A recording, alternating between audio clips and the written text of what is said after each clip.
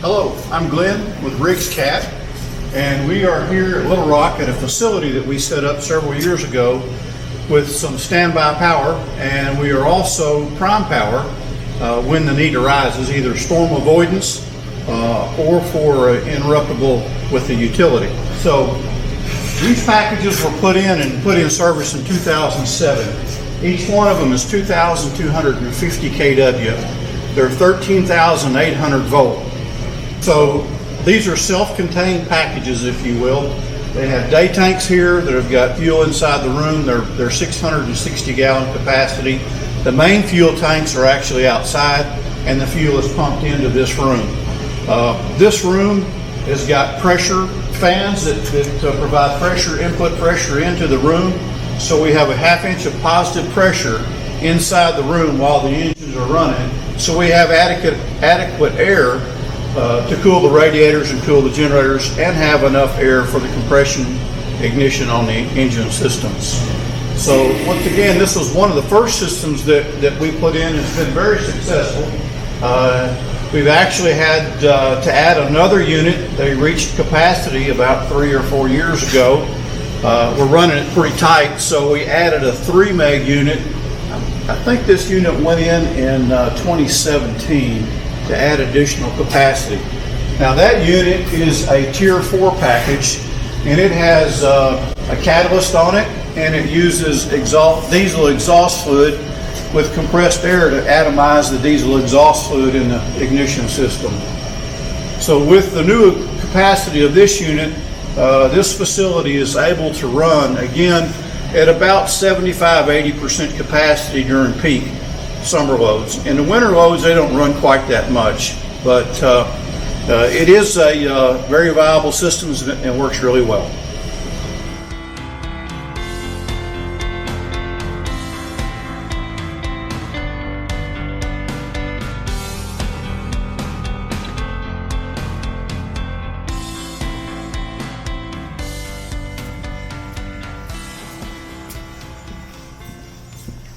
Okay, so we're in the switchgear room for this facility. This half of the switchgear is utility and normal distribution. There are actually 2 utilities coming in. So there's a primary and a secondary source. The primary source should always feed power. If it fails, the first mode of operation is to go to the secondary source.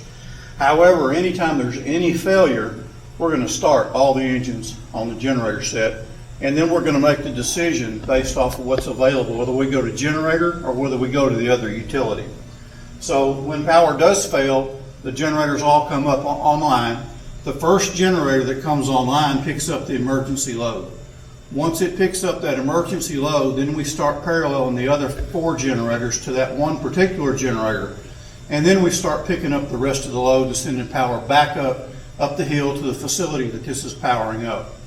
So after the event is over and we get utility restored, we watch utility for about 30 minutes. We make sure it's clean before we go back to a utility. So if there's a blink or a blip in that utility, the timer resets, and we got to wait another 30 minutes, but it'll tell us that it's waiting for that timer to be clear before we actually go back. When we do go back to utility, we parallel our generators with that utility, and then we start pulling back on the throttle, and the utility starts picking up the load. Once the utility has picked up all the load but about 100 kW, we'll go ahead and open our tiebreaker and let the utility pick up the rest of the load, go into cool down on the generator. So the facility never knows when they go back off of generator back on the utility. It's a seamless operation. So they also use this in storm avoidance. So if there's a storm coming in, they'll go ahead and crank the generator sets up, let them warm up a little bit, and then we'll parallel on top of the utility. This time we assume the load, and then let the utility start dying down, and then we open the breaker.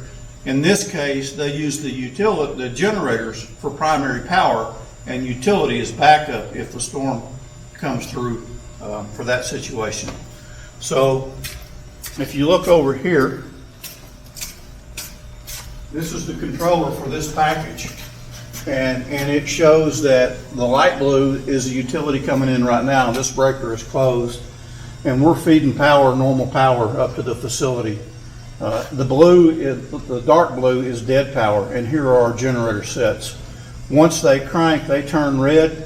These generator breakers will close, and we'll start feeding power out to these emergency loads. Actually, that's the emergency breaker. And then we'll start picking these other loads back up and feeding power up through this tiebreaker back into the facility. And all that's done in a seamless manner. So the facility never knows what they're on, other than the operators who've got a control panel just like this up in their booth. So it's been in for quite some time now, and it works really well. Okay, here's one of the generator circuit breakers. This is actually generator 5, and that is the circuit breaker mechanism there. A little bit bigger than what your average circuit breaker would be. Again, that's 13,800 volt. And this mechanism right here is what is used to determine the set points and the trip points on that particular breaker. So if a breaker has an issue, we pull that breaker out and drop another one in, but the set points stay here in the controller. So the other thing about a 13.8 volt system is it takes 125 volt DC to actually open and close these breakers. So if the utility has failed and the generators aren't running and we need to open or close a breaker, we've got a 125 volt DC system over here that will actually open and close the breaker. So we do have power on this switchgear all the time, regardless of whether generators are running or utilities running. We also have a set of 12 volt batteries, or two sets of 12 volt batteries that are providing 24 volt to the logic. All the controls are 24 volt. We pull 24 volt in from each engine into this switchgear. So again, when utility's not available, generators aren't running, we still have DC control voltage to run the switchgear. So it's up all the time and can make decisions on what it needs to do.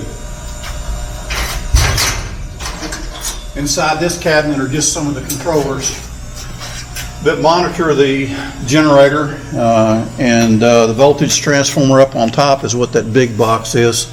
And it's taking the 13.8 voltage and converting it to 110 volt and sending it out to all the devices that are monitoring the system.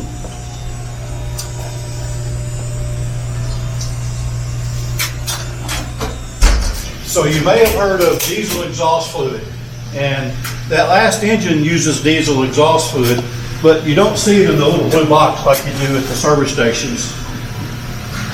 This tank holds the diesel exhaust fluid for that generator set. And over to the right are the pumps, the pumping system that pumps that diesel exhaust fluid into that catalytic converter. A little bit different for a diesel engine when you got capacity.